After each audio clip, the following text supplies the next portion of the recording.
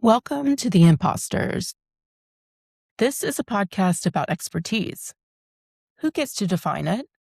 Who gets recognized as an expert? And whose knowledge is overlooked in humanitarian and development spaces? The Imposters recenters aid around affected communities and lived expertise. In each episode, I speak with refugees, migrants, and Global South practitioners whose expertise is shaped by experience, context, and leadership. These conversations explore what expertise and legitimacy look like in the sector, and how imposter syndrome is often a systemic outcome rather than a personal failure. Each guest joins the Imposters, an archive of lived experience experts in global development. We are a growing network of practitioners committed to elevating lived expertise in humanitarian and development work. I am your host, Laila Raouf. Welcome to the Imposters.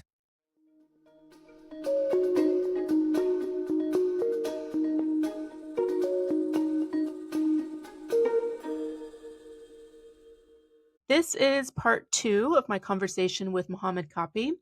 In the first episode, we explored how imposter syndrome is shaped by displacement, power, and humanitarian systems that fail to recognize lived expertise.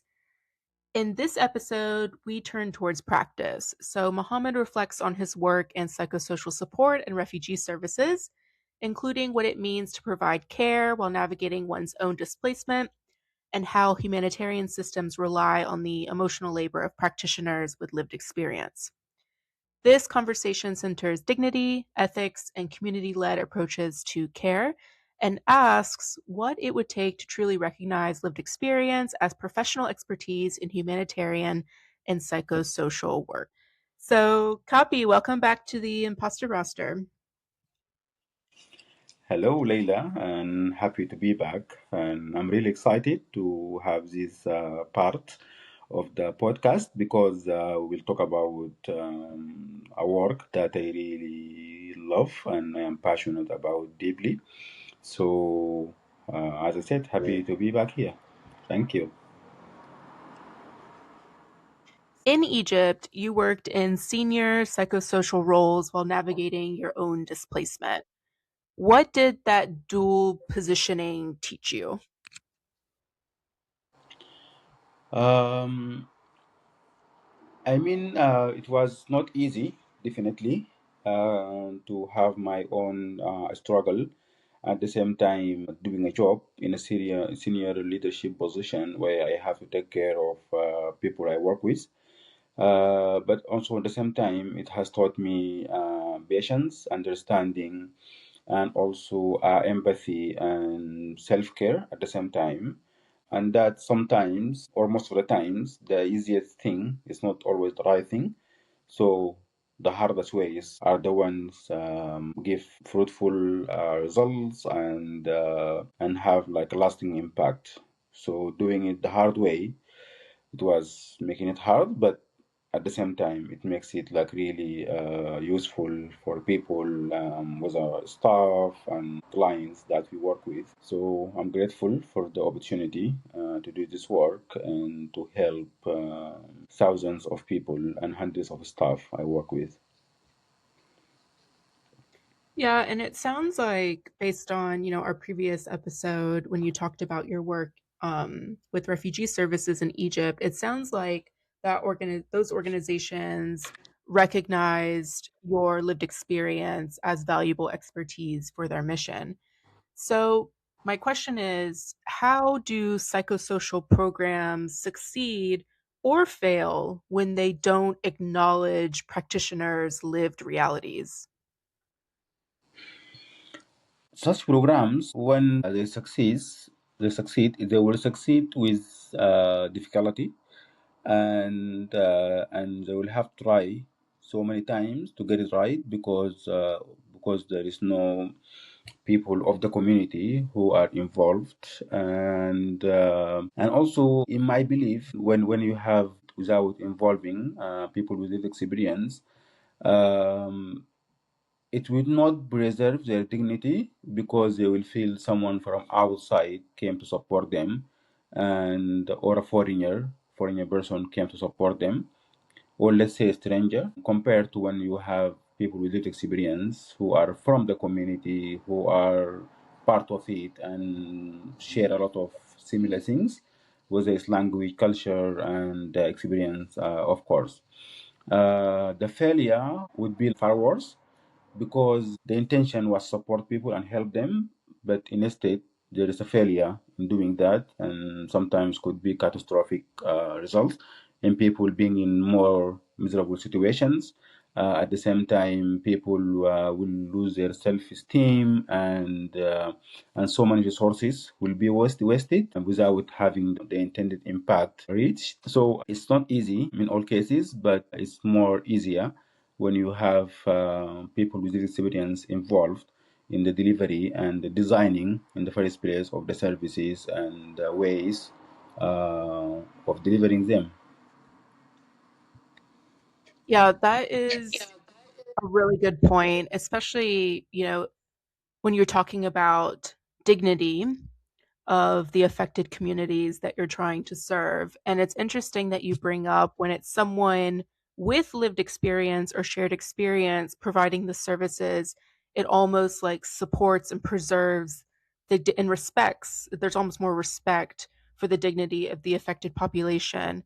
Whereas if it's coming from the outside, maybe it can make people feel like ashamed or lose their dignity because of the circumstances. What do you think about that thought? I mean, is emphasizing and reiterating the importance of inclusion of people with experience, and for the ultimate succeed, success, and for preserving the dignity of people who are already feeling vulnerable, feeling powerless, and especially when they are displaced, they don't feel at home, and sometimes they face aggression by host communities.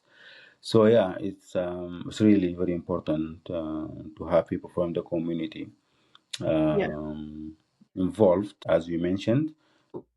The way you described it as having practitioners with lived experience is a way towards like inclusion, not just within the organization, but inclusion between the organization and the affected population, which I think is really powerful. Yeah, so we're getting more into like the topic of ethics.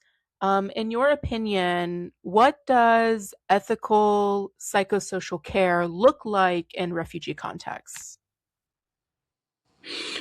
Okay, so to start with, I think the very ethical cornerstone in psychosocial work in refugee setting is that people with lived experience supporting their fellows, um, it's more safer, and I think safety is one of the very important ethical practices, where they know the traditions, they know culture, and they know how to speak with people in different ages and different gender, and what are the limitations and boundaries it is, and also when it's compared with people who are foreigners or strangers to the community, they have a different way of life, and they have a different lifestyle, they have a different culture, and they have ways with dealing with things.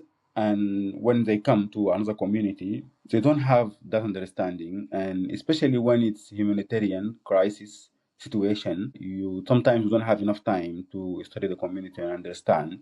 And with good intention, people rush to support and help, but they might cause problems. And that's one of the reasons that it's very important to have people with this experience. The second ethical part is um,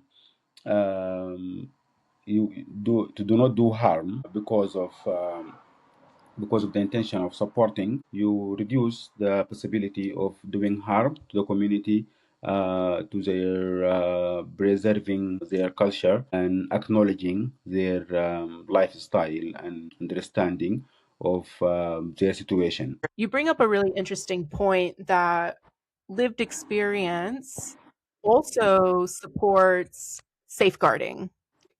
You mentioned it supports safeguarding because those with the shared or similar lived experience, they know like the boundaries and what not to cross, which is safeguarding. And, safety of the affected population at the end of the day. And also, you mentioned preserving their culture, which you can make an argument is also safeguarding, um, which is like really interesting. And I haven't thought about safeguarding in that way, but it makes a lot of sense, especially in these like complex humanitarian emergencies. Yes, there is so many ways for safeguarding, and with the time it evolves and expand, and yeah, and that's how we develop. Yeah, I agree. And from your experience, what practices help restore dignity rather than reproduce dependency? First thing is the meaningful participation, and that's similar to inviting people with lived experience emotionally, but not structurally. So meaningful participation, it means that like people really participate based on their lived experience and not just for a show or just like symbolic participation. And also at the same time using the clinical assessment understanding of the impact of the crisis that people have endured as a way to understand sometimes their reactions, sometimes the way they see things, and also the way they organize their priorities. I would say this is the most two important things because the rest fits within these two. You brought up a good point where you mentioned tokenism, you know, incorporating lived experience in a way that might be like performative or just symbolic. And I think that is a really important distinction to make, especially like me as, doing this podcast as a project and speaking with Global South and refugee practitioners. It's important for, this kind of work to be participatory and to have like authentic respect for lived experiences and to avoid this like tokenism or cherry picking.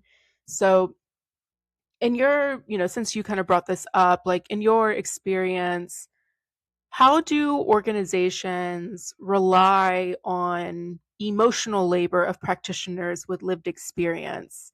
And at what point is this tokenistic or maybe taking advantage of them rather than being authentically participatory? This is very critical question because it's very tricky and has to be handled with care when working with people with lived experience, especially in the mental health and psychosocial support. We want people who with lived experience who have the similar or kind of same experiences or at least similar culture and context, and at the same time who we want them to be providing support to people who are impacted from their own community. Um, and and and people who are supervising, whether are people who are from the community or other people, they need to be very mindful of not putting a lot of weight and pressure on people with experience to provide the work, because also at the end of the day they navigating their own displacement, and sometimes that could lead to burnouts, and especially in the field of refugees and migrants, because people they could be struggling with work like significantly, but they don't have other options and they have to stay because they don't have other options, they don't have anywhere to go, so they have to push themselves and put pressure on themselves to continue doing the work, and that's really challenging. And people who are supervising, they need to be mindful of managing the weight of the work the people they do. At the same time, when people with this experience doing this work with people from their own community, it's harder because, like, you see people from your own nationality or ethnicity or language or religion who are struggling. Yeah, you see children who are really in bad situations, and you see women and you see adults in mental health conditions or physical chronic diseases, and that's harder for people who are not people who are with little experience. So many situations, the frontline staff would be people who are from the community, and supervisors could be far away. They could be working from office or away from the field and where the challenge are taking place, or even if they are present, sometimes the language could not be understood for them, so they don't know what is happening or even what impacts it will have on their staff. Yeah, I was just, it was making me think of a lot of different things. And you make a really good point about how it actually can be more draining for maybe your colleagues who have lived experience and they're working in a space that could be even triggering for them because it deals with their community or their culture or whatnot. For those of us who are working in these spaces and do not have lived experience, it's important for us to think also about how to support our colleagues with lived experience so that they can continue doing this work. Because, at least it's my opinion that lived experience should be seen as expertise, not necessarily as something that needs to be managed or like interrogated. So it could come with additional challenges, and it's up to organizations to structurally address those challenges so that those people with lived experience can really like thrive in these roles safely. So, what would it mean to truly recognize lived experience as professional expertise in MHP, SS, and humanitarian coordination? Big question. Yeah, it manifests in different ways, but mainly um, acknowledging the lived experience and validating what it entails. What entails sometimes could be motivation, and people could be like really enthusiastic to make change and to overcome what they have been going through, looking for more knowledge, more studies, doing research, and advocating and speaking on behalf of their community. And also could be validated in a way of people being disappointed, feeling miserable, having difficulties with carrying on with their lives. So it's not this or that. So we need to validate what it entails in any way.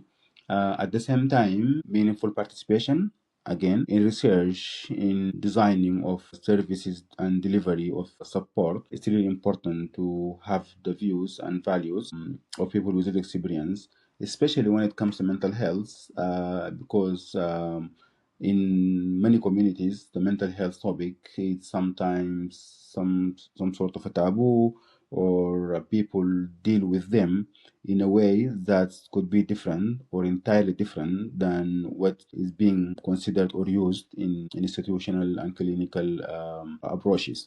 At the same time, it's very important to have the empathy and to have the ability of providing support to people with lived experience, especially the ones who are working in the organization, because, or like an organization, association, or any entity, people with experience, they provide support, but at the same time, they're struggling. They could be struggling with psychological disorders or mental health issues, or they could be struggling with safety, providing for their own family, and all of these things is very important to be considered. I think that mostly would help a lot when working with people with experience in the refugee and humanitarian context. I completely agree with you.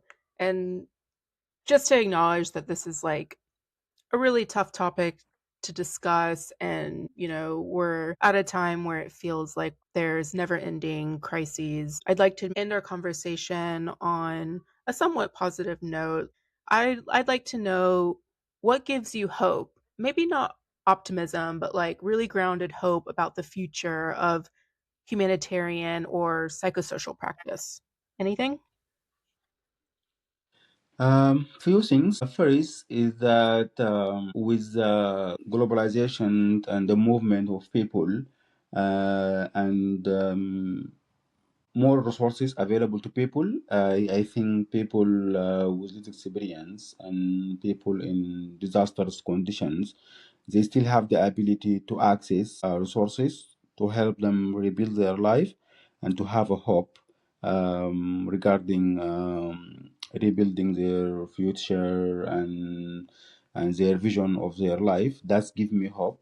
The second thing is that also due to this globalization and migration, more and more people they understand what is happening in the other side of their world, and that promote empathy, and people when they support with passion, not because of pity.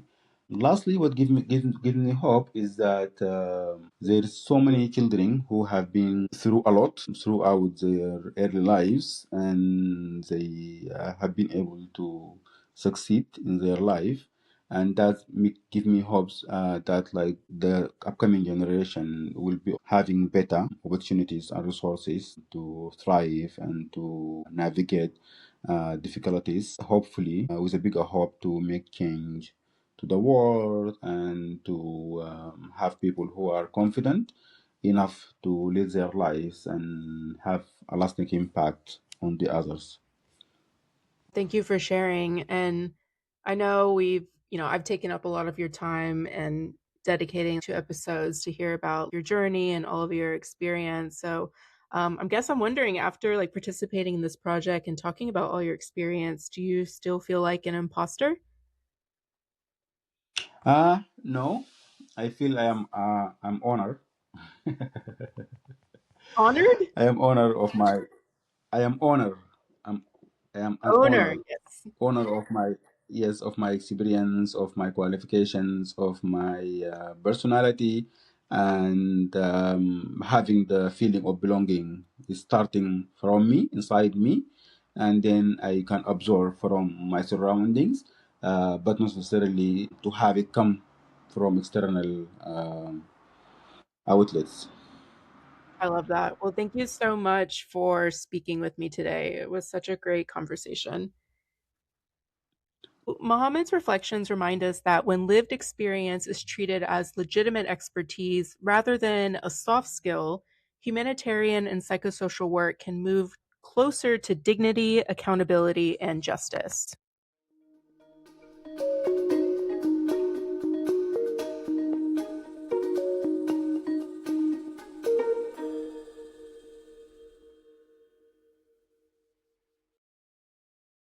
And that's it for today's episode. If you'd like to learn more about today's conversation, visit theimposters.org, where you can explore episode resources and browse the wider archive of lived experience experts. Tune in to The Imposters wherever you listen to your podcasts. I'm Lila Raouf. Thanks so much for listening.